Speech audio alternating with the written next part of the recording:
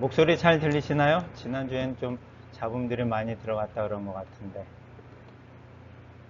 네, 잘 네, 들립니다. 감사합니다. 오늘은 마태복음 19장 16절에서 30절까지 있는 말씀을 갖고 부자입니까? 제자입니까? 라는 제목으로 저희 같이 말씀 나눠보겠습니다. 오늘 본문 말씀 읽어드리겠습니다.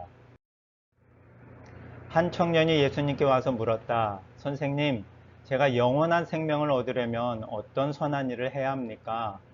어째서 선한 일을 나에게 묻느냐? 선한 분은 한 분밖에 없다. 내가 영원한 생명을 얻으려면 계명을 지켜라. 어느 계명입니까? 살인하지 말아라, 간음하지 말아라, 도둑질하지 말아라, 거짓 증언하지 말아라, 내 부모를 공경하라, 그리고 내 이웃을 내 몸과 같이 사랑하라는 계명이다. 저는 이 모든 계명을 다 지켰습니다. 아직 저에게 부족한 것이 있다면 무엇입니까? 내가 완전한 사람이 되려면 가서 내 재산을 다 팔아 가난한 사람들에게 주어라. 그러면 내가 하늘에서 보물을 얻을 것이다. 그리고 와서 나를 따르라. 그러나 그 청년은 재산이 많으므로 이 말씀을 듣고 근심하며 가버렸다. 그때 예수님이 제자들에게 이렇게 말씀하셨다. 내가 분명히 너희에게 말한다. 부자는 하늘나라에 들어가기가 매우 어렵다. 내가 다시 말하지만 부자가 하나님의 나라에 들어가는 것보다 낙타가 바늘길을 통과하는 것이 더 쉽다. 제자들이 이 말씀을 듣고 몹시 놀라 그렇다면 누가 구원받을 수 있겠습니까? 하고 물었다. 예수님은 제자들을 바라보시며 사람의 힘으로는 할 수 없지만 하나님께서는 다 하실 수 있다 하고 대답하셨다. 그때 베드로가 예수님께 우리는 모든 것을 버리고 주님을 따랐으니 무엇을 받겠습니까? 하고 묻자 예수님은 이렇게 대답하셨다. 내가 분명히 말한다. 새 시대가 되어 내가 나의 영광스러운 보좌에 앉을 때 너희도 12보좌에 앉아 이스라엘의 12지파를 심판할 것이다.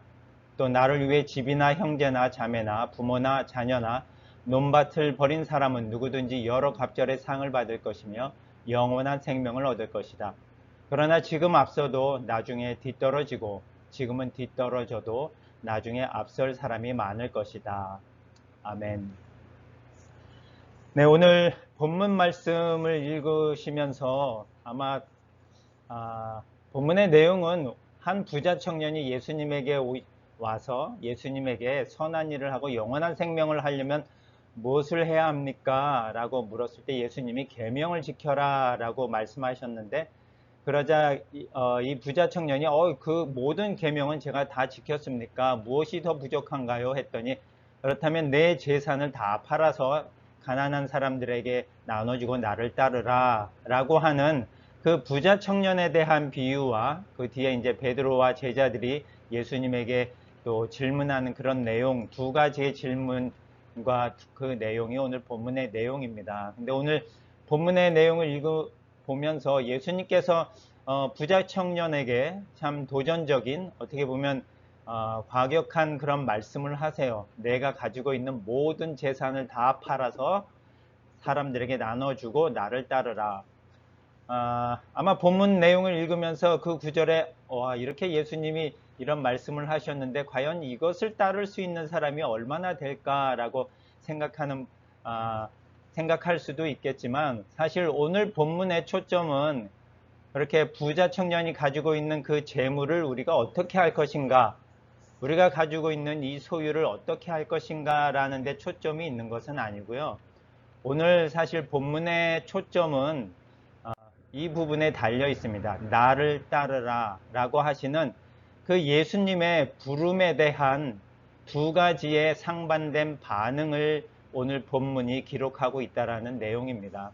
그래서 이 부자 청년이 그 예수님께서 나를 따르라 라고 하셨을 때의 그 부름에 대한 반응과 또 제자들의 반응을 본문이 기록하고 있는데 이 부자 청년은 예수님이 나를 따르라 라고 하신 그 말씀 전에 어떤 말씀을 하셨냐면 내가 가지고 있는 재산을 다 팔아 나눠주고 나를 따르라 라고 하는 그런 명령을 하셨어요. 그러자 이 부자 청년은 재산이 많음으로 이 말씀을 듣고 근심하며 가버렸다라고 성경은 기록하고 있습니다. 그런데 또 다른 부류의 사람들이 있었는데 바로 제자들입니다. 이 제자들은 어떤 사람들이었냐면 우리는 모든 것을 버리고 주님을 따랐습니다 라고 하는 제자들입니다. 예수님께서 갈릴리 바닷가에 있었던 그 제자들을 부르셨을 때에 이 제자들은 모든 것을 버리고 다 따랐거든요. 그런데 이 부자 청년부터 저희가 한번 살펴보면 이 부자 청년은 예수님에게 와서 이렇게 질문을 합니다. 선생님, 제가 영원한 생명을 얻으려면 어떤 선한 일을 해야 합니까? 그러니까 예수님께서 10계명의 계명을 지키라라고 말씀하셨어요. 그랬더니 이 부자 청년이 저는 그 모든 계명을 다 지켰습니까? 그런데 아직 저에게 무엇이 더 부족한 거죠? 무엇을 더 해야 합니까? 라고 말하는 부자 청년의 모습 속에서 참 그런 영적인 것을 사모하고 열심히 살아가고 하나님을 위해서 헌신하고 희생하면서 살아가려고 하는 그런 부자 청년의 모습을 보면서 참 대단한 청년이구나. 가진 것도 많은 부자이면서도 하나님을 위해서도 열심히 살아가는 그 모습 속에서 우리가 참 우러러 볼 수 있는 그런 대상이 바로 이 부자 청년의 모습이 아닌가 합니다. 하지만 이 부자 청년의 그러한 모습 속에는 또 다른 약점이 있는데 예수님께서 21절에서 내가 완전한 사람이 되려면 이 완전한 사람은 이제 영원한 생명을 소유하고 하나님을 따르는 그런 사람이 되려면 가서 내 재산을 다 팔아 가난한 사람들에게 주어라. 그러면 내가 하늘에서 보물을 얻을 것이다. 그리고 와서 나를 따르라 라고 하시는 말씀을 딱 받자마자 이 청년은 재산이 많아서 그 말씀을 듣자마자 근심하면서 가버립니다. 거기서 어느 정도까지의 헌신과 희생과 봉사는 하는데 어느 순간이 넘어가는 그 순간에는 결국 자기를 희생하지 못하고 자기가 가지고 있는 소유를 예수님에게 내려놓지 못하는 그런 모습을 보여주고 있습니다. 이 내려놓는 그런 부분에 있어서 예수님께서는 사실 이 부자 청년의 재산을 다 팔고 안 팔고의 문제가 아니라 예수님께서 바라시는 부분은 이 청년이 순종하고 예수님에게 진짜 온전하게 신뢰하고 자기의 인생과 모든 것을 주님께 다 바치는지 안 바치는지 그 신뢰의 문제인 거거든요. 그 재산을 다 팔았냐 안 팔았냐의 문제보다도 그런 신뢰의 문제에서 이 청년은 근심하고 결국은 예수님을 따르지 않는 그런 결과를 보여주고 맙니다. 그에 반해서 제자들은 모든 것을 버리고 주님을 따른 제자들입니다.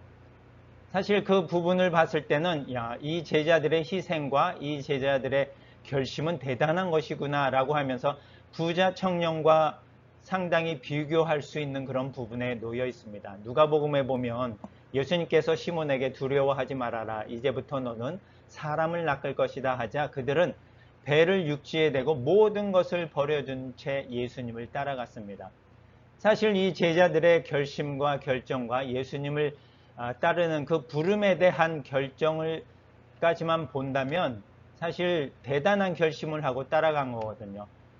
우리들이 쉽게 하지 못하는 그런 결심을 다 하는 그런 부분에 있어서는 제자들의 이러한 결심을 우리가 높이 사야 되는 부분들은 맞습니다. 하지만 그 이후에 이루어지는 말씀을 통해서 봤을 때 제자들이 한 그 결심에는 어떠한 부분이 좀 남겨져 있는지를 우리가 한번 볼 수 있는데 27절에 이렇게 베드로가 예수님에게 묻습니다. 부자 청년이 간 뒤에 우리는 모든 것을 버리고 주님을 따랐습니다. 그렇다면 우리는 무엇을 받겠습니까? 라고 하는 질문을 합니다. 그냥 문자적인 그 의미 안에서만 우리가 본다면 베드로가 그렇게 헌신하고 희생한 그거에 대한 뭔가의 대가나 보상을 바라는 그런 질문입니다. 무엇을 받겠습니까? 우린 이렇게 헌신하고 모든 것을 버렸는데 주님 우리한테 무엇을 주시겠습니까? 라는 그런 질문이 의도가 당연히 섞여 있는 베드로의 질문을 볼 수 있는데 저희가 마태복음 18장이나 마태복음 그 제자들의 모습을 이렇게 쭉 훑어봤을 때 마태복음 18장 1절에는 이렇게 기록되어 있는 것을 우리가 기억할 거예요. 제자들이 서로 모여서 뭐라고 했냐면 하늘나라에서는 누가 가장 위대합니까? 라고 예수님에게 질문을 하는데 그 전에 제자들 사이에서 하늘나라에서는 누가 가장 높은 자리에 앉을 수 있을까? 라고 서로 토론하고 논쟁하고 다투는 그런 모습을 보여주고, 그 제자들의 모습 속에서 뭔가 다른 제자들보다 높은 자리에 올라가고자 하는, 뭔가 좀 더 많은 보상을 얻고자 하는 그런 마음들을 다 가지고 있다는 것을 우리가 볼 수 있습니다. 사실 이 제자들은 아직 예수님의 부활 이전의 제자들하고 예수님이 부활 이후 성령님을 통해서 온전히 변화된 제자들하고의 큰 차이가 있다는 것을 우리가 좀 알았으면 좋겠습니다. 변화받지 않은 제자들과 변화된 제자들의 모습에는 큰 차이가 있습니다.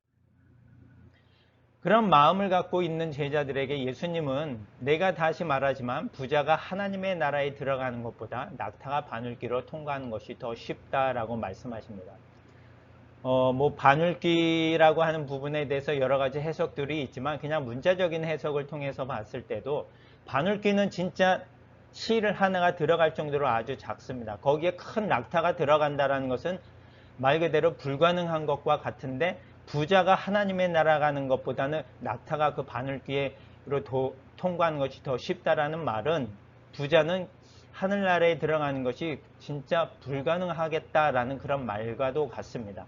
그러자 이 말씀을 들은 제자들이 깜짝 놀라요. 왜 놀랄 수밖에 없냐면, 그렇다면 누가 구원을 받을 수 있겠습니까? 라고 놀라면서 질문을 하는데, 그렇게 돈도 많고 가진 것도 많고 모든 것을 갖추고 있는 그 부자 청년처럼 계명도 잘 지키는 그런 부자도 하늘나라에 들어갈 수 없다면, 우리처럼 가진 것도 없고 계명을 잘 지키지도 못하는 우리들은 그럼 어떻게 구원을 받겠습니까? 우리는 더 구원받을 수 없다라는 말입니까? 라는 그런 놀라움을 표시하는 제자들의 말을 우리가 볼 수 있습니다.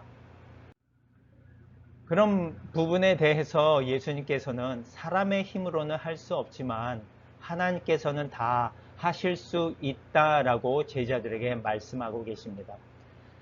모든 것을 버리고 따랐던 그 제자들이 예수님에게 무엇을 받을 수 있을까라고 하는 하나의 희망과 그런 것을 갖고 있었는데, 자기들보다도 더 유리한 조건에 있는 그 부자 청년 같은 부자들도 하나님 나라에 들어가는 것이 어렵다라고 한다면, 자기들 같은 제자들의 위치에서는 더 하나님 나라에 들어갈 수 없고 하나님 나라에서 뭔가 높은 자리에 앉을 수 없다라는 그런 실망감이 담겨져 있는 그런 제자들의 마음속에 예수님께서는 사람의 힘으로는 할 수 없지만 하나님께서는 다 할 수 있다라는 그런 위로가 섞인 그런 말씀을 전해 주십니다. 사실 부자입니까 제자입니까 라는 그 질문 안에는, 나는 부자처럼 그것을 내려놓지 못하고 예수님의 부름에 따르지 못하는 사람일까? 아니면 제자들처럼 모든 것을 내려놓고 예수님을 따른 그 제자들일까? 라는 그 질문보다도 두 부류의 사람들이 다 변화되기 이전의 모습은 다 인간의 모습으로 봤을 때는 다 동일하다라는 모습입니다. 예수님 앞에 내가 죄인이고 내가 하나님 앞에 결코 하나님 나라에 들어갈 수 없는 그러한 사람입니다라는, 자기를 부인하지 않은 상태에 있다면 부자일지라도 또는 죄자일지라도 다 똑같은 동일한 상태라는 것을 오늘 보여주고 있다는 것입니다. 사람의 힘으로는 할 수 없지만 하나님께서는 다 하실 수 있다라는 그 말씀 안에는, 하나님의 나라가 어떤 인간의 힘으로 또 눈에 보이는 것이 아니라 진실로 하나님 나라는 우리 안에 하나님의 영으로 거하는 곳이다라고 하는 그런 부분에 대한 말씀을 전해주고 있다는 것입니다.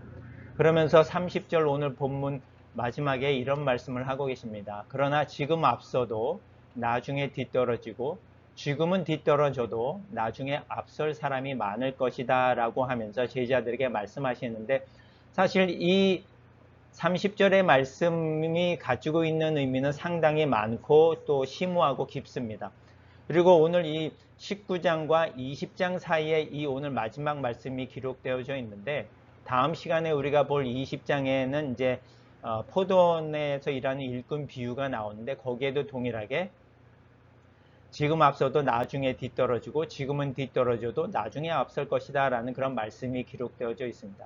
그냥 쉽게 문자적으로는 지금 내가 앞선 것처럼 보이지만 언젠가 나는 뒤떨어질 수도 있고 누군가 뒤떨어져 있는 사람일지라도 언젠가는 앞설 수 있다라는 그런 말이 오늘 이 30절의 말씀인데, 이 안에는 좀 다르게 우리가 바라본다면 나의 위치나 그런 것이 좀 앞선 사람, 내가 지금 어떤 사회적 위치에서 앞섰거나 부자 청년과 같은 위치나 또는 제자들처럼 내가 먼저 예수님에게 나의 것을 다 내려놓고 예수님을 따른 제자로서의 위치에서 내가 앞서 있다 할지라도 뒤떨어질 수 있다는 부분에 대해서, 또는 그 뒤에 오는 사람들을 되돌아보고 그 사람들도 한번 생각해 보는 것이 어떻겠냐라는 그런 말씀이 좀 담겨져 있는 것입니다. 지금 우리가 여러 가지로 사회적인 일들 속에서 소외된 사람들을 또 돌보고 나누는 그런 일들을 하고 있습니다. 많은 것을 내려놓고 제자들처럼 예수님에게 또 우리에게 주어진 그 선한 일을 위해서 봉사하고 나아가는 사람들이고, 어떻게 보면 좀 앞서 나가 있다라는 말을 해도 지나치지 않을 정도로 우리는 좀 뭔가 이 선한 일을 하는데 앞서 나갈 사람들입니다. 하지만 뒤에 뒤떨어져 있고 뒤에 있고 그런 사람들을 우리가 되돌아보고 그 사람들도 예수님이 보시는 그런 눈으로, 동일한 눈으로 좀 바라봤으면 좋겠습니다. 예수님은 이 부자 청년이나 제자를 동일한 위치에서 바라보고 있는 거였거든요. 누군가는 앞서 있고 누군가는 뒤에 있는 사람이 아니라 누군가는 이것이 바뀔 수 있다라는 그런 상황을 제자들에게 말씀하시면서 부자 청년이든 제자든 예수님께서는 동일한 시선으로 바라보고 있다라는 사실입니다. 우리 자신도 나는 좀 더 사회적으로 좋은 위치에 있고 나는 좀 더 선한 일을 내가 많이 하고 있다라는 그런 위치에 서 있다라는 생각보다도 그 뒤에서 또 놓여 있고 도움을 받지 못하는 그 사람들을 우리가 좀 더 그들의 시각에서 예수님처럼 바라보면서 살아가면 어떨까라는 그런 도전의 말씀들이 오늘 담겨 있다라고 봅니다. 내가 부자인지 제자인지의 그런 위치보다도 그렇지 못한 사람들을 바라볼 수 있는 그런 예수님이 보시는 그런 눈을 우리가 바라보면서 이 한 주간 살아갔으면 좋겠습니다. 기도하시겠습니다.